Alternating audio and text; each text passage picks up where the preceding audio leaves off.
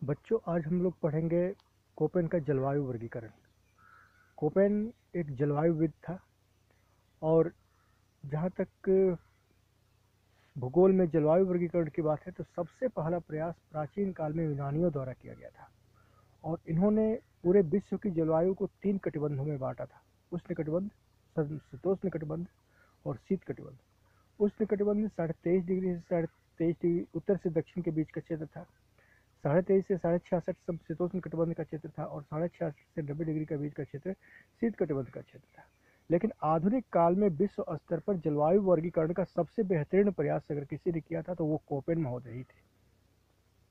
Koppen का वर्गीकरण जो है वह एक आनुभाविक वर्गीकरण था, एम्पेरिकल क्लासिफिकेशन था, क्योंकि ये पूरा जलवायु वर्गीकरण इन्होंने पर्यवेक्षण के आधार पर किया था।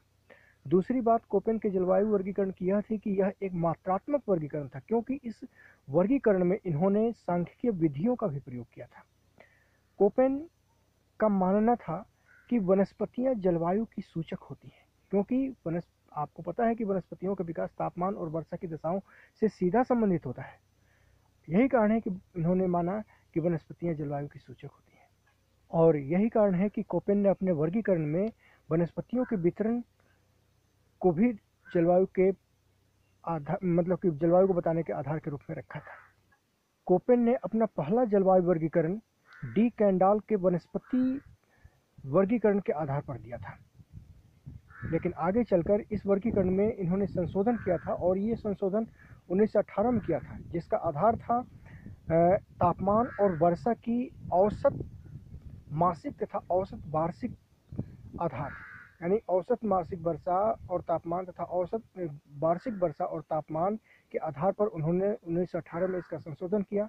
पुनः 1931 में इन्होंने पुनः संशोधन किया था, और इसके बाद अंतिम संशोधन 1953 में कोपेन महोदय करते हैं, जिसको कोपेन गीगर पाल संशोधन के नाम से भी जाना जाता है। इस प्रकार जलवायु वर्गीकरण में कोपेन ने वर्षा और तापमान के अलावा वनस्पतियों को भी संबंधित रखा, मतलब वनस्पतियों को भी एक आधार रखा, क्योंकि वनस्पतियां इसका सूचक होती हैं कि वह किस तापमान में और किस वर्षा की स्थिति में विकसित होती हैं। तो इस प्रकार हम देखते हैं कि कोपेन ने पूरे विश्व की जलवायु को वर्गीकरण करने के लिए 2 तरीके अपनाए थे। सबसे पहला प्रमुख वर्गीकरण और दूसरा उप प्रमुख वर्गीकरण। सबसे प्रमुख वर्गीकरण जो था उसके लिए इन्होंने अंग्रेजी के कैपिटल अक्षरों का प्रयोग करते हुए 5 भागों में बांटा था। पहला भाग था आर्द्र उष्णकटिबंधीय जलवायु, जिसे ए से दिखाया गया था। इस जलवायु में सर्वाधिक ठंडे महीने का औसत तापमान 18 डिग्री सेंटीग्रेड या उससे अधिक होता दिखाया गया है। दूसरा जलवायु वर्गीकरण है शुष्क जलवायु, जिसे इन्होंने बी जलवायु से बी प्रकार से दिखाया था। इसमें वाष्पीकरण, खास करके वाष्पीकरण और वाष्पोत्सर्जन और वर्षण के आधार पर इस जलवायु का वर्गीकरण किया था। चूंकि इसमें वाष्पीकरण की अधिकता होती है, या ऐसे कहें कि वाष्पोत्सर्जन की अधिकता होती है वर्षा की अपेक्षा, इसीलिए इस प्रकार की जलवायु उन क्षेत्रों में पाई जाती है जो मरुस्थलीय क्षेत्र होते हैं, क्योंकि वहाँ वर्षा कम होती है और वाष्पीकरण सबसे ज़्यादा होता है। इसको तो मरुस्थलीय क्षेत्र को दिखा शुष्क जलवायु को रखा था। तीसरा प्रकार है आर्द्र शीतोष्ण कटिबंधीय जलवायु। इसको उन्होंने सी से दिखाया था, और इसके डिस्क्रिप्शन में कहा था कि सबसे ठंडे महीने का औसत तापमान जो है वो 10 डिग्री सेंटीग्रेड या से अधिक होता है, और सबसे ठंडे महीने का तापमान 0 डिग्री सेंटीग्रेड से अधिक लेकिन 18 डिग्री सेंटीग्रेड से कम होता है। चौथा प्रकार है अल्पतापीय जलवायु, जिसे इन्होंने डी प्रकार से संबोधित किया था।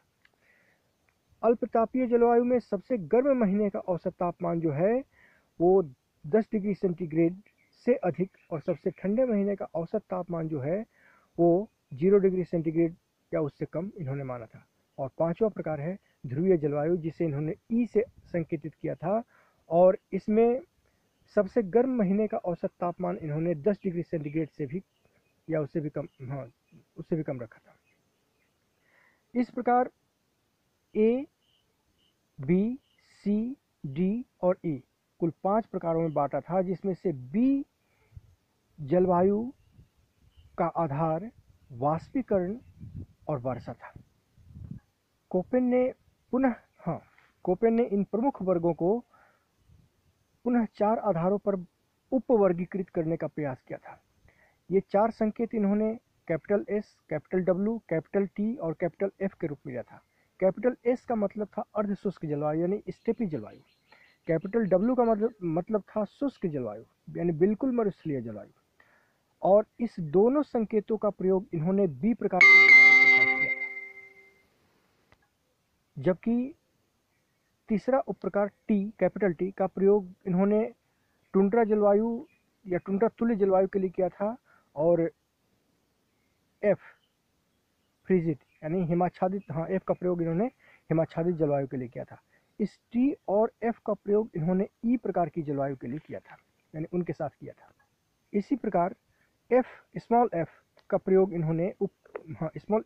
इन्होंने आर्द्र जलवायु के लिए किया था। स्मॉल एम का प्रयोग इन्होंने मानसूनी जलवायु के लिए किया था। स्मॉल डब्ल्यू का प्रयोग इन्होंने शीत शुष्कता के लिए किया था, और स्मॉल एस का उपयोग इन्होंने ग्रीष्मकालीन शुष्कता के लिए किया था। और इन सभी को इन्होंने ए, बी, सी, डी और ई के साथ अलग अलग प्रयोग करके उपवर्गीकरण किया था। कोपेन ने अपने अंतिम संशोधन में इन 5 वर्गीकरणों के अलावा एक और जलवायु का वर्ग रखा था, और वो था एच, जिसे 6ठा प्रकार माना गया था जलवायु का। इस प्रकार कोपेन ने पूरे विश्व को 6 प्रमुख जलवायु प्रकार, 13 उप प्रकार और 25 गौण प्रकार में बांटा था। कोपेन का वर्गीकरण समझना आसान था, इसलिए ज़्यादा मान्य हुआ था।